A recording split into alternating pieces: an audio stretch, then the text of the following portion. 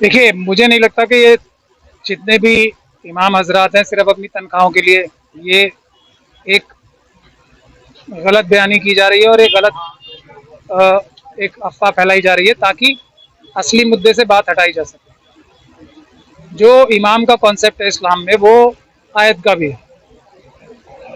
इमाम हजरात जो हैं वो हमारे आयत हैं, ईमानदार इमाम। बेईमान इमाम जेल जाने के मुस्तहिक है और जो ईमानदार इमाम है वो हमारी इज्जत देने के और उनकी हर तरीके से देखभाल करने की पूरी जिम्मेदारी मुस्लिम कम्युनिटी की है। लेकिन ये इमाम जो बैठे हुए हैं यहाँ पे, ये अपनी क़यादत जो है मुस्लिम कम्युनिटी की, उसके लिए एक बड़ी जिम्मेदारी है कि जो हमारे बुजुर्ग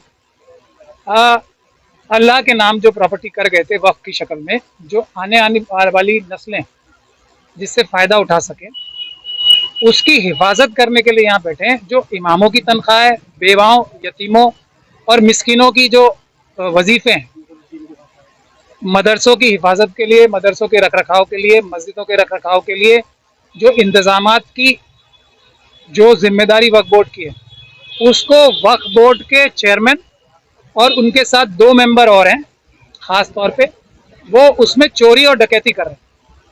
तो ये उसको रोक के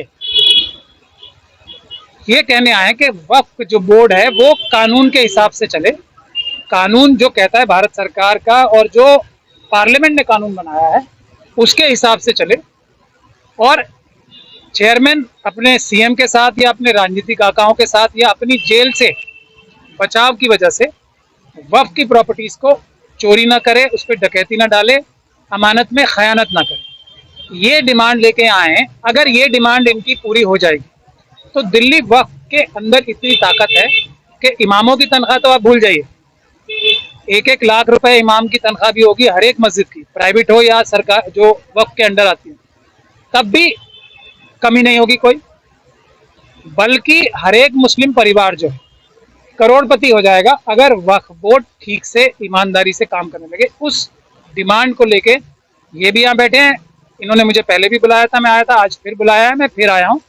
किसी भी भारत के संविधान के मानने वाले इंसान की ये जिम्मेदारी है कि इन लोगों का साथ दे, क्योंकि ये भारत का संविधान लागू कराने के लिए बात कर रहे हैं। वक्फ एक्ट जो पार्लियामेंट ने बनाया था उसको लागू कराने की बात कर रहे हैं। अब बात यह है कि तनख्वाहों में कितने पैसे चले जाएंगे वक्फ बोर्ड के इमामों की तनख्वाही अगर हम दें, मुश्किल से मुश्किल मेरे ख्याल से आप में से कोई बताए ज़्यादा बेहतर रहेगा, 10 करोड़ रुपए या 5 करोड़ रुपए, 6 करोड़ रुपए, 6-6.5 करोड़ का एक साल का खर्चा है। 6-6.5 करोड़ का मुझे बता रहे हैं एक साल का खर्चा।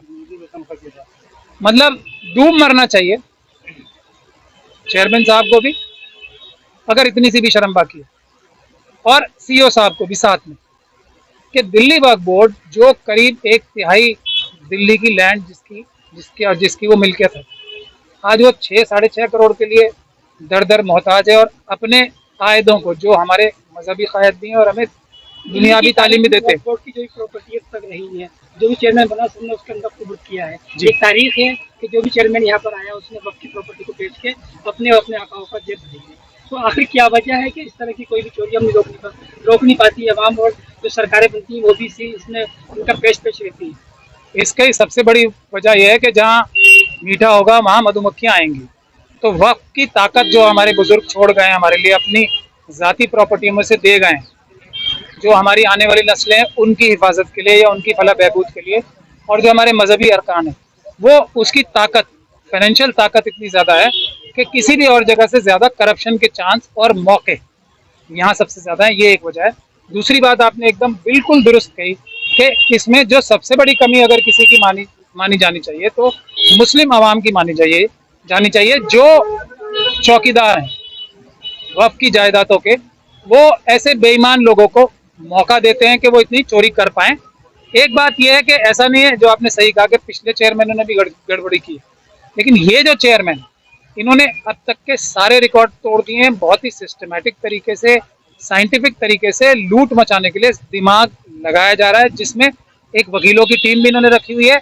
और आमतौर पे ये देखा जा रहा है ना, इस तरह के जो 2 नंबर के काम करते हैं वो अपने साथ, क्योंकि पैसे भी बहुत लोगों से लेते हैं, अब पैसे मांगने वाले आते हैं तो उनसे पैसे मांगने वालों से सुरक्षा के लिए अपने साथ बॉडीगार्ड रखते हैं। ये चेयरमैन साहब के बारे में मुझे बताया जाता है कि अपने साथ बहुत सारे वो बाउंसर्स रखते हैं और उसकी करीब 4 लाख रुपए से भी ज्यादा 4 लाख रुपए से भी ज्यादा महीने पे तनख्वाहें देते हैं अपने साथ, जो वक्फ बोर्ड पे करता है। तो ये एक छोटा सा एग्जाम्पल है कि कितनी बड़ी चोरी यहाँ ये लोग अपने जाती हकूक के लिए, जो इनका हक है, उसके लिए ये बैठे हैं।